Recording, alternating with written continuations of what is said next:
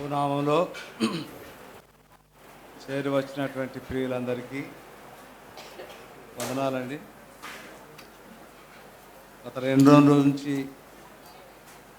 ఈ సాక్ష్యాలు కొనసాగుతున్నాయి.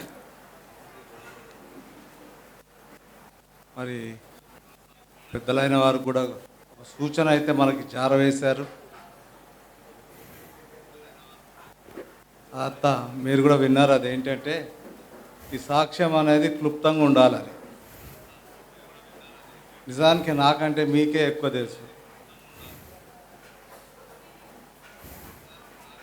ధోని గారి గురించి, సేవకుని గురించి నేను ఎప్పుడో సంవత్సరానికి ఒకసారి మరి వీళ్ళని బట్టి, వారి ఆహ్వానాన్ని బట్టి ఈ సంఘంలో వచ్చి వర్తమానం ఇచ్చి వెళ్ళేవాడిని. కానీ సన్నిహిత సంబంధము మరి దగ్గర నుంచి చూసినటువంటి ప్రియులు వీరే నిజమైనటువంటి సాక్షులుగా ఉన్నారు. ఇంతకీ నాకు చాలా ఆనందంగా, సంతోషంగా ఉంది. పిల్లల మరి ఈ దైవదాసుని గురించి కొన్ని మాటలు నేను చెప్పాలని ఆశగా ఉంది. దాని ముందుకు ఒక చిన్న ప్రాణం చేద్దాం. ఎందుకంటే మనము చేసేదాన్ని తప్పని నాకు బాగా తెలుసు కనుక తప్పులు రాకుండా సాక్ష్యం క్లుప్తంగా ఉండి ఎవరికి ఎటువంటి అభ్యంతరం కలగకుండా ప్రభు సహాయం ఉండాలని చిన్న ప్రార్థన మనం చేస్తాం. మా ప్రేమగల కృపగల పరలోకపు తండ్రి, మీ ప్రేమ కుమారుడు ప్రభువైన యేసుక్రీస్తు వారిలో మాకు ఇచ్చిన విడుదల, విమోచన, పాపక్షమాపణకై వందనాలు. ప్రభు వారి యొక్క ప్రాణ త్యాగాన్ని బట్టి మేమంతా ఇక్కడ ఈరోజు సజీవులుగా ఉన్నాం. ప్రభా, మా గురించి చెప్పడానికి ఏమీ లేదు. దాసుని గురించి కొన్ని మాటలు, అవి కూడా కొద్ది కాల క్రితమే జరిగినటువంటి విషయాలు గమనానికి తీసుకొని రావాలని ఆశిస్తూ ప్రభా పరిచర్య ఈ కొనసాగిస్తుండగా మీ కృపను దయచేయమని అడుగుచు యేసుక్రీస్తు ప్రభు నామములో ప్రార్థించి వేడుచున్నాను దేవా, ఆమేన్.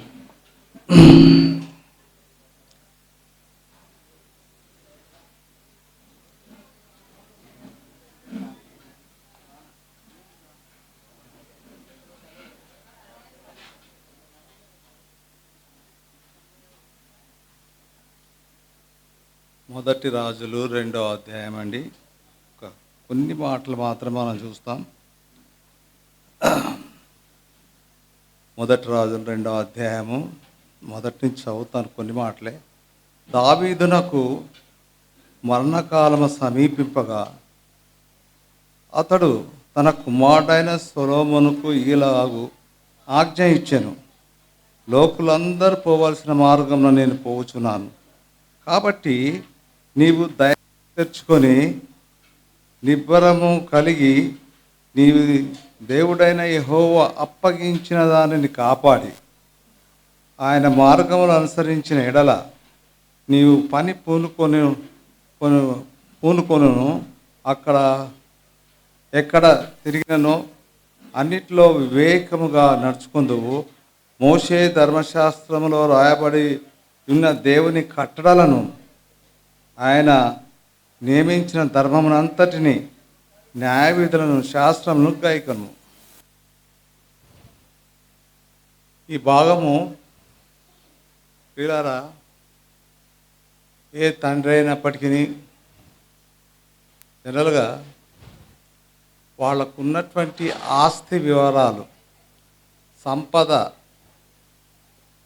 ఇంకా ఏదైతే ఉందో మరి కుమారులకు చెప్పి ఈ యాత్ర ముగించే వారుగా ఉంటారు. ఈ భాగం నాకు ఎంత చక్కగా అనిపిస్తుందంటే, లోకులు అందరూ పోవలసిన మార్గమున నేను పోవచ్చున్నాను. ఇది ప్రత్యేకమేం కాదట. లోకులు అందరూ అంటే ఈ చెప్పేటోడు కూడా పోతాడు ఒకరోజు, అంతే కదండి దాని అర్థం. లోకులందరూ పోవలసిన మార్గమున నేను పోవుచున్నాను. ఈ పోకడలో పిల్లరా ఒక మాట, తన కుమారుడైనటువంటి సొలొమోను గురించి మనకు అందరికి తెలుసు. ఎంత జ్ఞాని అండి. అంత జ్ఞానైన వాడికి తండ్రి ఉపదేశం అవసరమా? అవసరమా అండి? అంత జ్ఞాని అయిన వాడికి ఇలా తండ్రి ఇచ్చే ఉపదేశం వేరు, కుమారుడుగా వినవలసింది వేరు. కనుక ఒక విలువైనటువంటి సందేశాన్ని ఆయన ఇచ్చిపోయింది ఏంటంటే, బంగారం గురించి, వెండి గురించి, మిగతా వాటి గురించి, ఆ దేశపురాణి ఎన్ని మనుకుల బంగారం తెచ్చింది దాని గురించి, దేని గురించి ఏం చెప్పలేదు ఆయన. ఒక ప్రాముఖ్యమైనటువంటి విషయాన్ని, ధర్మశాస్త్రాన్ని గురించి తన కుమారుడైనటువంటి సొలొమోనుకు ఆ యొక్క న్యాయ విధులని మరి కొనసాగించాలని, తుదమట్టుకు పోవాలని ఆయన ఆశించిన వాడుగా ఉండి దావీదు రాజు సొలొమోనుకు ఇచ్చినటువంటి ఆఖరి సందేశం అవుతున్నది. పిల్లల మీరు అనుకోవచ్చు, ఈ భాగం ఎందుకు ఈయన మరి టచ్ చేశాడని. కనుక పిల్లల నా భాగం ఏంటంటే, ఈ యొక్క సందేశంలో అయ్యగారికి మరి కావలసిన వాటినే ఉన్నాయి, అవే మీకు చెప్పాలని నా ఆశ ఇట్టున్నది. ఏంటంటే,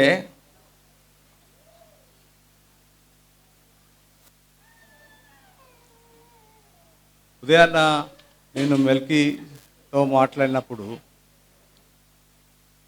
మరి చివరగా ఆయన ఏదైతే మాట్లాడాలో ఆయన హృదయంలో ఏదైతే ఉందో ఆ అభిప్రాయాన్ని పూసగుచ్చినట్టుగా సక్సెసర్, అంతే కదండి.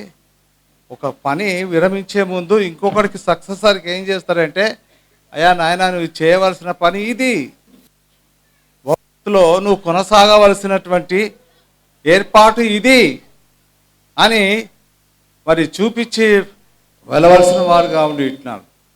కనుక అవసరమైనటువంటి సందేశాన్ని ఆయనకి ఇచ్చిట్టినాడు. I'm very happy for that. ఎందుకంటే చివరిలో ఇది ఎంతో అవసరమండి. కనుక మరి నేను ఇంతకుముందు అన్నట్టుగా దావీదు రాజు దేశపు రాణి తెచ్చిన బంగారం గురించి ఏం చెప్పలేదు. చెప్పినండి? అస్సలు చెప్పలేదు. ఆస్తి వివరాలు ఏం చెప్పలేదు. కేవలం ధర్మశాస్త్రం. ప్రియులారా, నాకున్న అభిప్రాయం కూడా అదే. ఏంటంటే, ఈ లోకంలో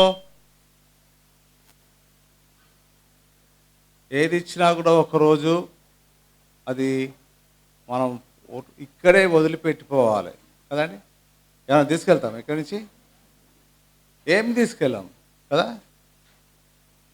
నీ క్రియలు నీ వెంబటి పోవును. Naked you came, naked you go. దిగంబరిగా వచ్చితివి, దిగంబరిగా నువ్వు వెళ్ళదు. దీనికోసం ప్రయాసపడి, కష్టపడి, కొట్లాడి చేయవలసిన పని ఏమీ లేదు. కనుక మంచి సందేశాన్ని మరి తన కుమారుడు కూడా అదే వారు ఇచ్చినదిగా ఉంటున్నది. దాని గురించి నాకు చాలా సంతోషమవుతున్నది. పిల్లల మరి వారు ఏ విధంగా జీవించారు, ఎంత కష్టపడ్డారు, మరి మీకు బాగానే తెలుసు. ఇక్కడ వెనకాల ఒక వాక్యం రాసుంది కానీ ఇప్పుడే మూసేశారు ఎందుకో.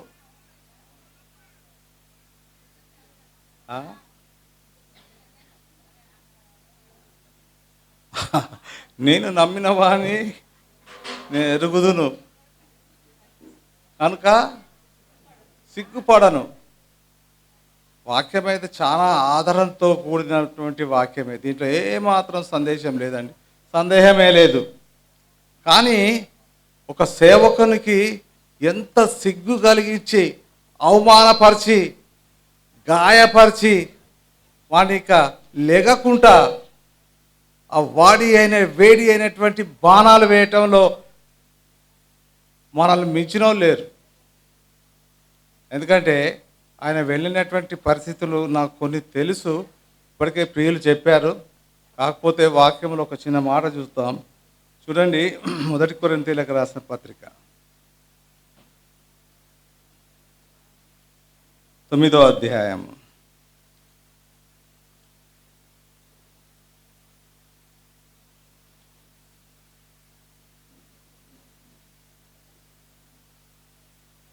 నేను చదువుతా ఒక రెండు మాటలు. నేను స్వతంత్రులను కానా, నేను అపోస్తులను కానా, మన ప్రభు అయిన యేసును నేను చూడలేదా, ప్రభువునందు నా పనికి ఫలము మీరు కారా. అపోస్తలుని పౌలుకి ఇచ్చినటువంటి పరిస్థితి ఏంటంటే, అసలు ఆయన అపోస్తలత్వాన్నే పిల్లలా మరి క్వశ్చన్ చేసి ఉంటున్నారు. హూ ఆర్ యూ అన్నట్టుగానే ప్రవర్తించుంటున్నారు. తర్వాత అపోస్తలుడు అని పౌలు, అక్కడ మిగతా విషయాలు చాలా ఉన్నాయి, నేను అవన్నీ చదవదలుచుకోలేదు. ఒకటేంటంటే ఈ చివరి మాట ఒక మాట అంటాడు చూడండి. ఏమంటాడంటే,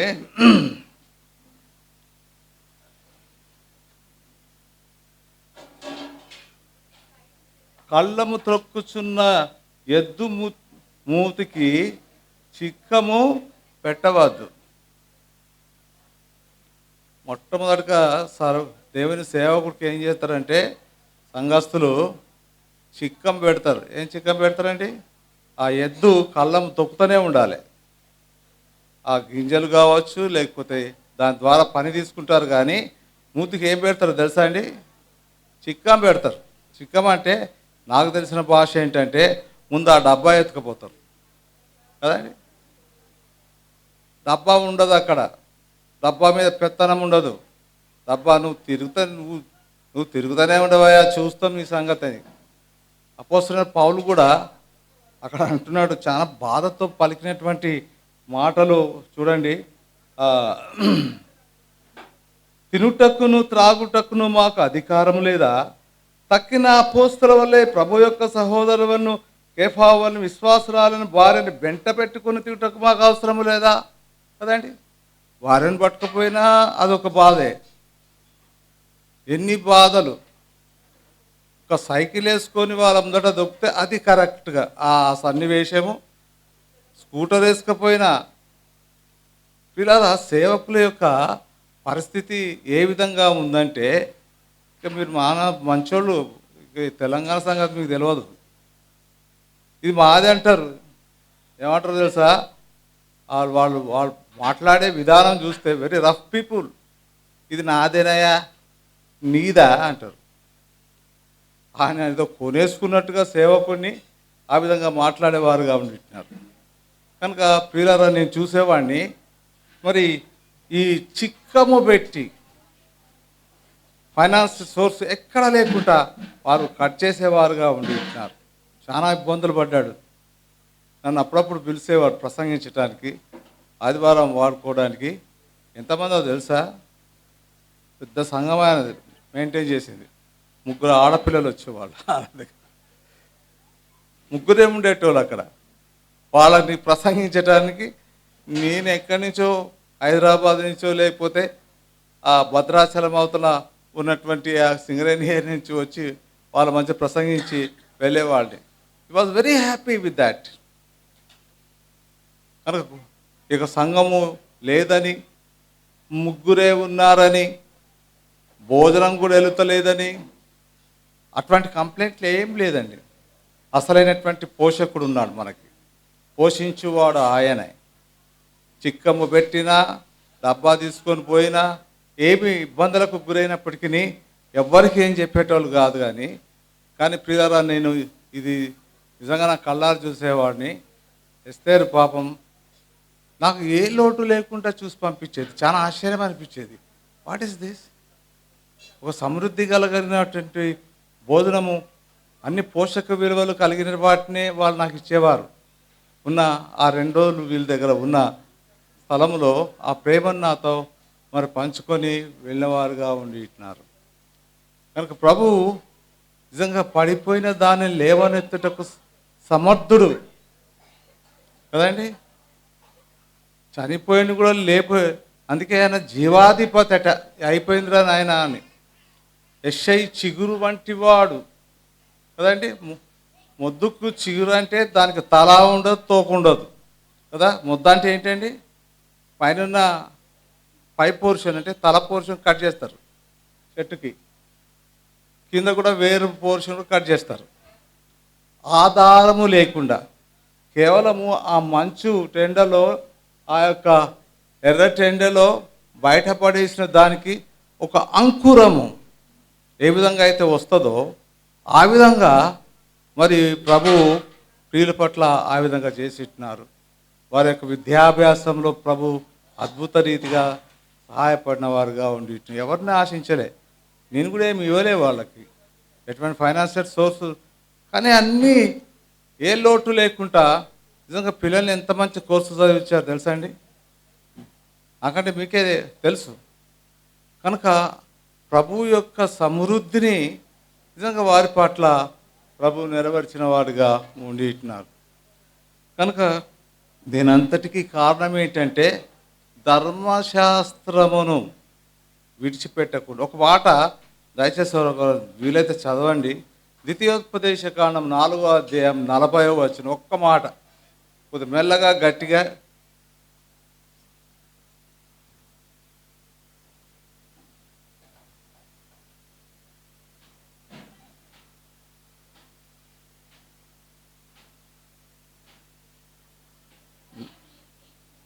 మరియు నీకును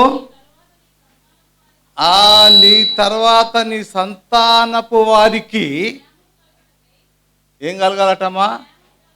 జ్ఞానం కలుగుటకై, క్షేమం కలుగుటకై నీ దేవుడైన యెహోవా సర్వకాలము నీకిచ్చుచున్న దేశములో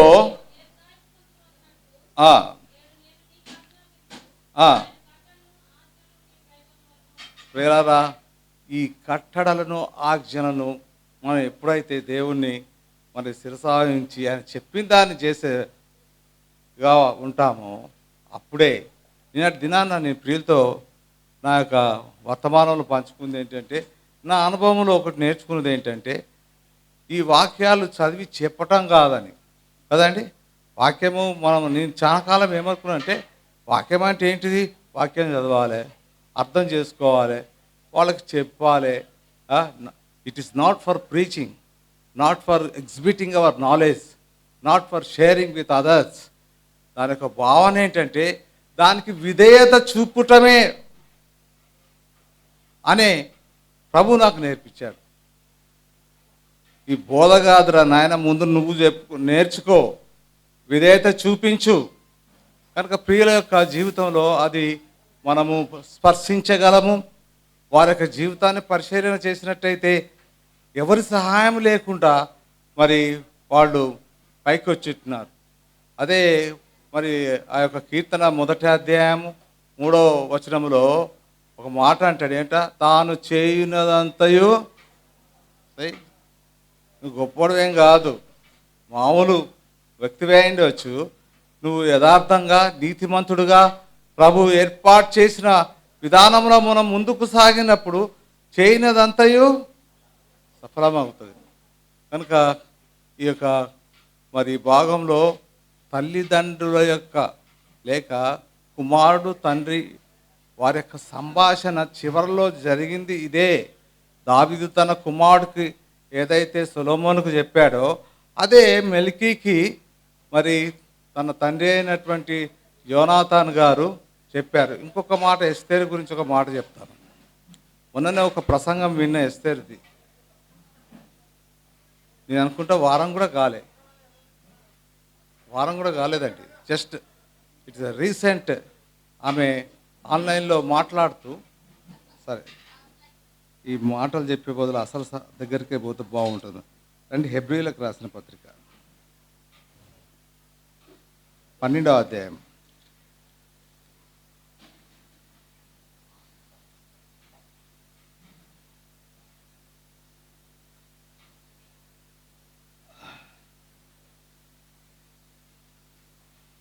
ఆ 21 నుండి.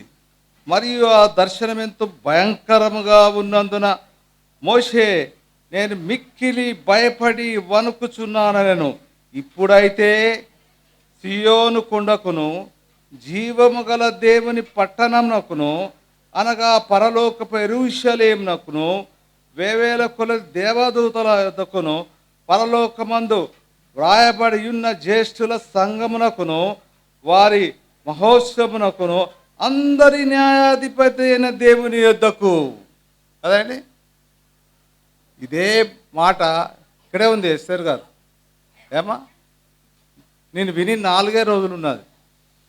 వారు ఇచ్చిన సాక్ష్యము వీళ్ళరా మరి ఈ ఆన్లైన్లో ఎంతమంది విన్నారో నాకు తెలియదు. కానీ దాంట్లో నేను కూడా ఒక సభ్యునిగా నేను వినగలిగాను. ఆమెకు తెలుసు ఏంటంటే ఆ భర్త ఎక్కడికి పోతున్నాడు.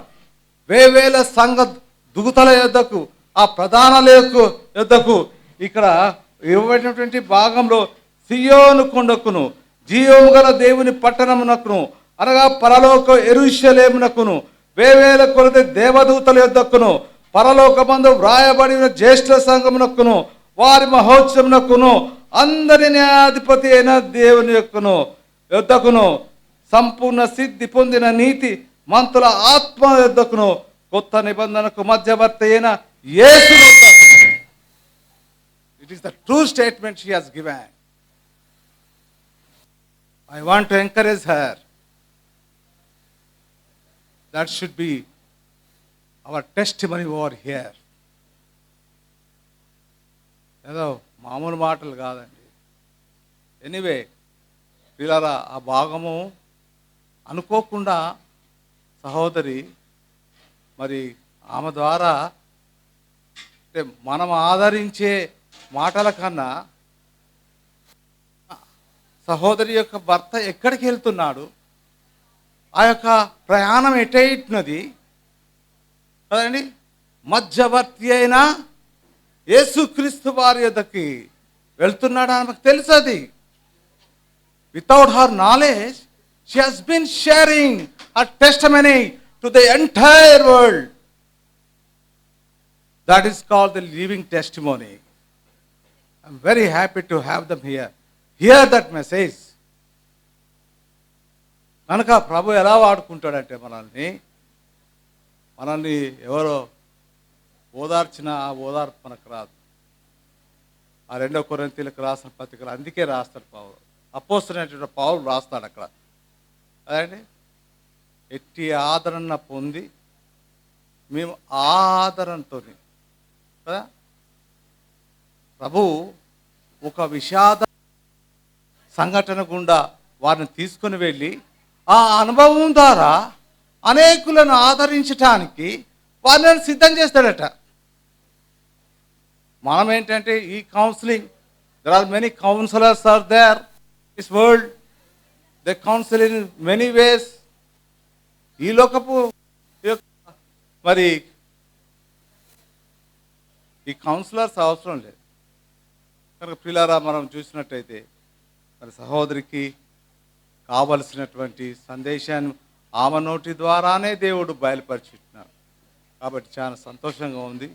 ఇది ఇంకా చాలా విషయాలు చెప్పగలను, కానీ మంచి మాటలు ఇద్దరి గురించే చెప్పాలనుకున్నా. ఏంటంటే ప్రభువు మరి ఏ విధంగా ఆ కుటుంబాన్ని లేపారో, కట్టారో, సాక్ష్యాన్ని ఇక్కడ చూపించున్నారో, దీనికి కూడా ఒక సాక్ష్యాన్ని ఇక్కడ పెట్టాడు కదండి. 2 ఉంటాయట కదా. ఒక మాటతో నేను ముగిస్తాను అది. ఎందుకంటే మోషే గారు చెప్పారు, చాలా పెద్ద మనిషి, మామూలు మనిషి కాదు ఆయన.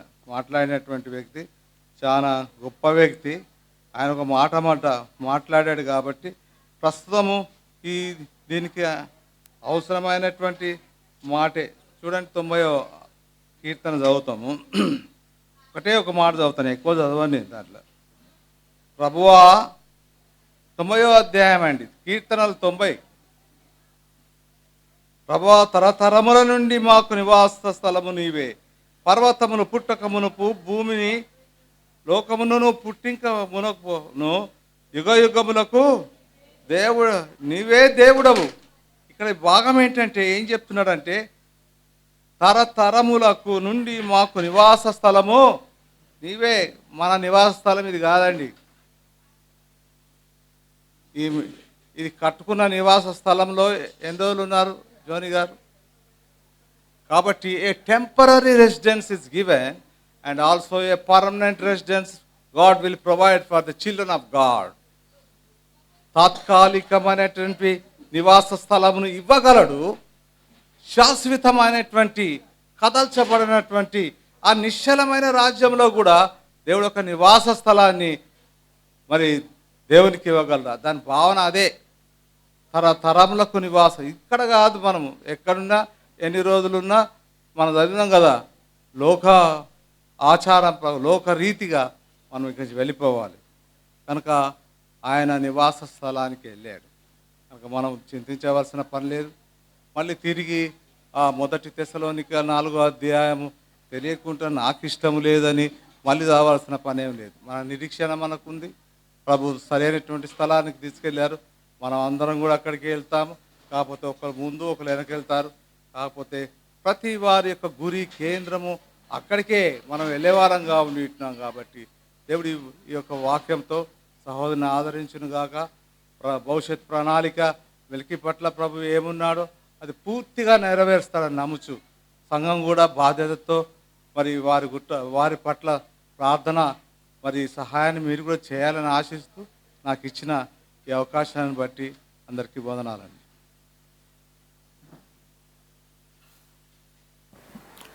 Now we shall sing 722 stanzas. At that time, those who want to come.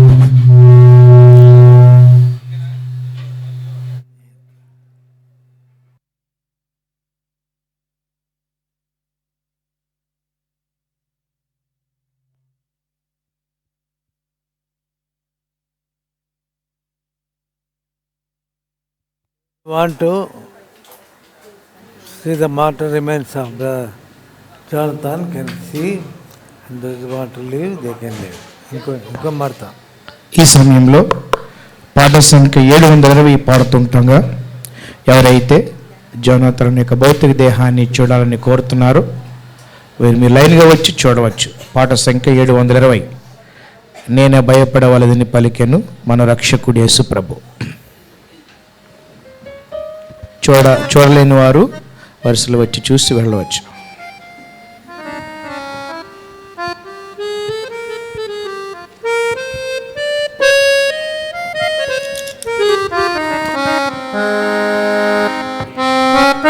భయపడవలదని పలికెను మన రక్షకుడు యేసు ప్రభు.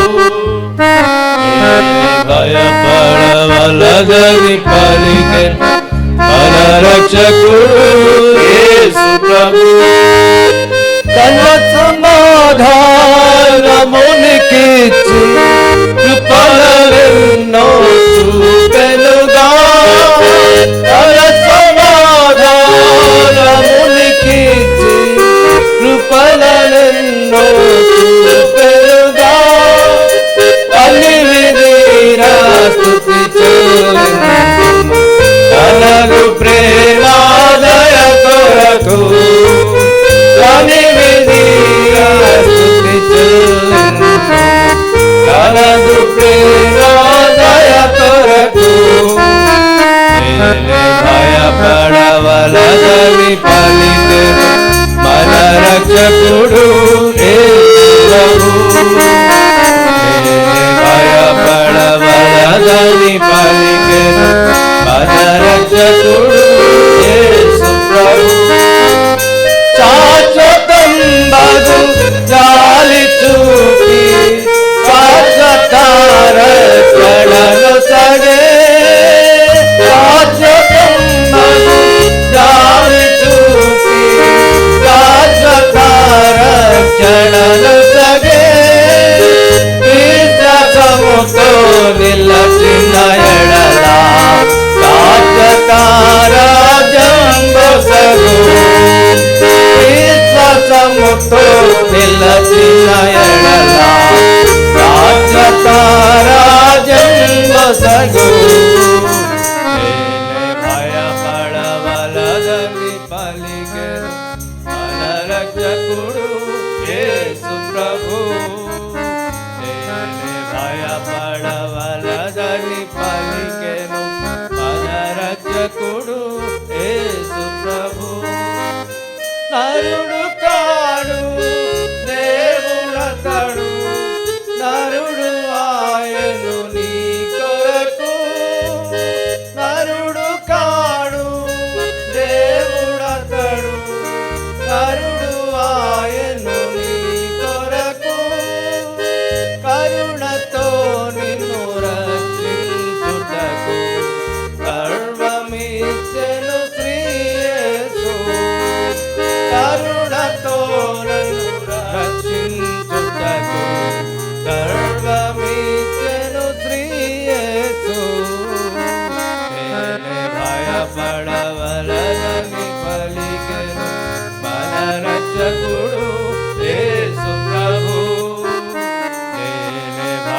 పడవలదని పలికెను మన రక్షకుడు యేసు ప్రభు. Brother Prem Kumar will give his testimony. సమయంలో సోదరుడు ప్రేమ్ కుమార్ తన సాక్ష్యాన్ని పంచుకుంటారు.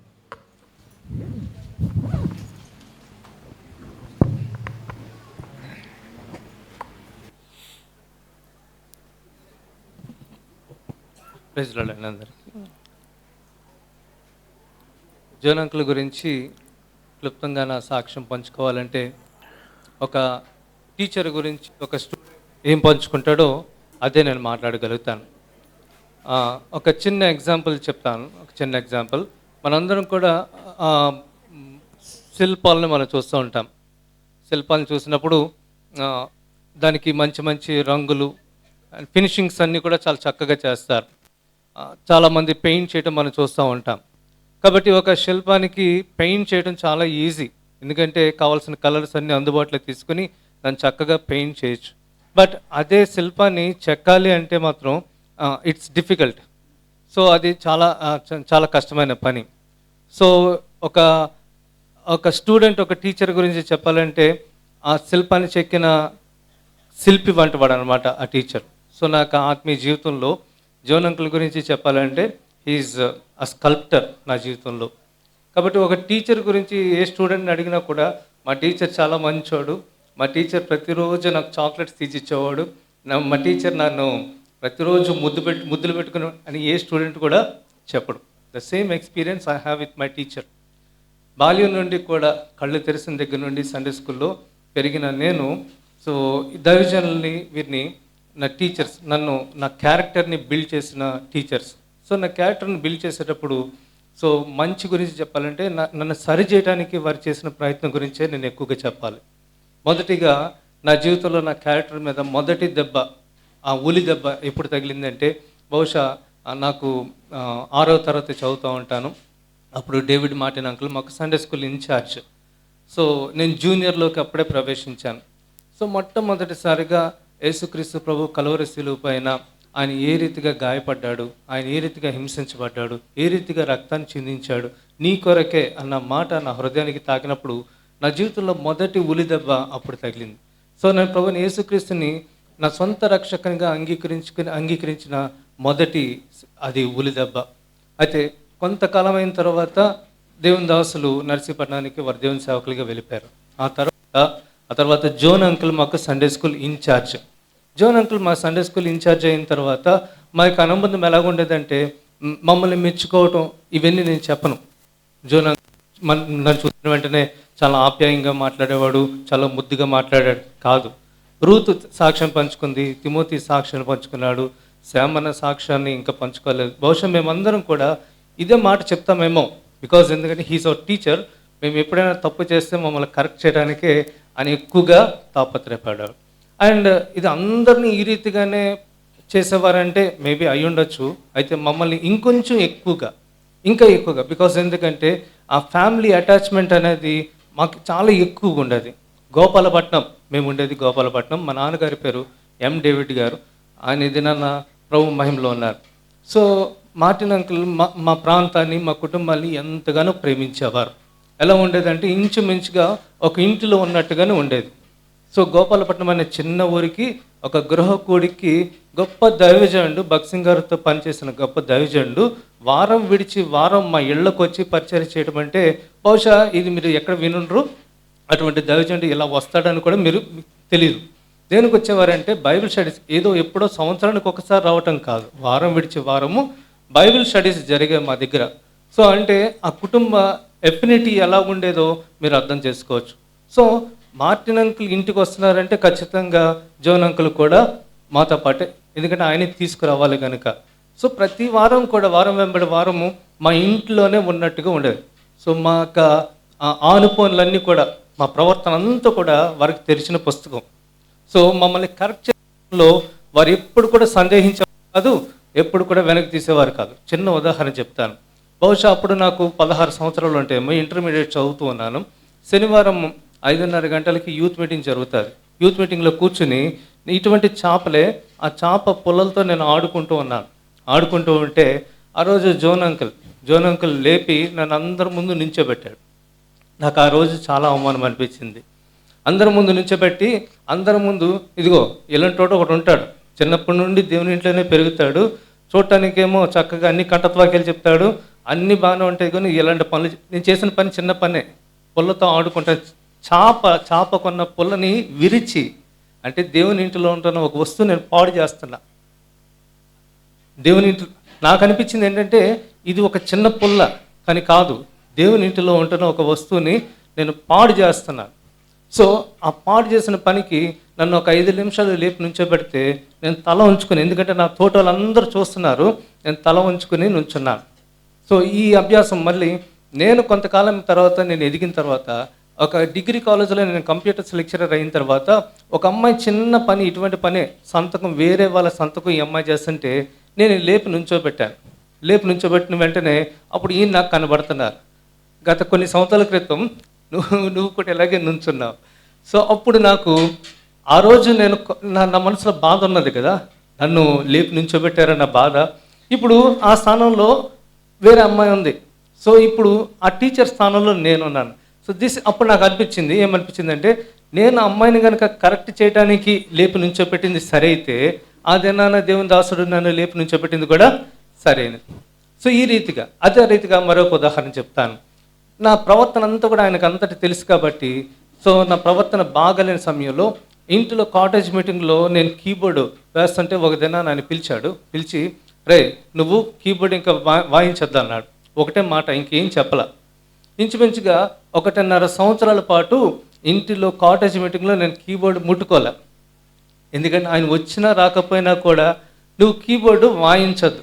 అరే గ్రోకుడు జరుగుతుంది మా ఇంటిలో, కీబోర్డు కొనుక్కున్నది నా డబ్బులతో, సో వస్తువు, బట్ అది పరిచర్య మన ఇంటిలో జరిగిన ఎక్కడ జరిగిన సంఘపక్షాన జరుగుతున్నప్పుడు అది సంఘపరిచ. And at the same time ఆయన నన్ను కరెక్ట్ చేసింది, ఆయన ఆ కుటుంబంలో మనిషిని కనుక, so he has all that liberty to correct me.